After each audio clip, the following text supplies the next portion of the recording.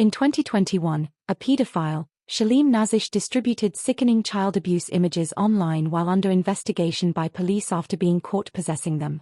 Shaleem Nazish was rumbled in possession of more than 6,000 vile images and videos after officers attended his Bewsey residence. The then 24-year-old had previously been spared jail in 2016 for 3 charges of making indecent images of children, IIOC, and handed an indefinite sexual harm prevention order.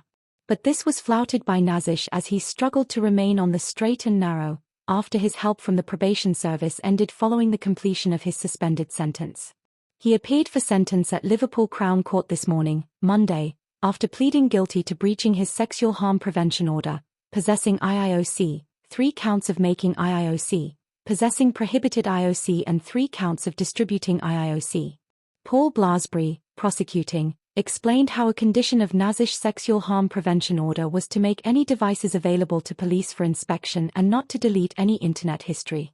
Officers attended his Allen Street home on March 28, 2019, as a result of information received and discovered the defendant on his iPhone in his bedroom. They caught him trying to delete data from the phone, which had to be forcibly removed from his grasp. On the phone was IIOC. Nazish was subsequently arrested, with the phone and other devices seized and forensically examined. More IIOC were discovered on his Apple MacBook and a second iPhone. During a police interview, he admitted looking at IIOC and that he had a sexual interest in boys aged between 8 and 12, also disclosing that he had more images in a cloud-based folder. He told officers he attempted to stay on the straight and narrow and had engaged with the probation service during his suspended sentence period, but had struggled after that.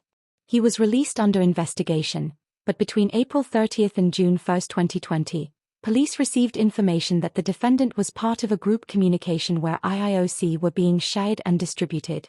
The court heard how Nazish had messaged a group member who was unknowingly an undercover operative. He discussed the sexual abuse of children and suggested moving to a more secure platform.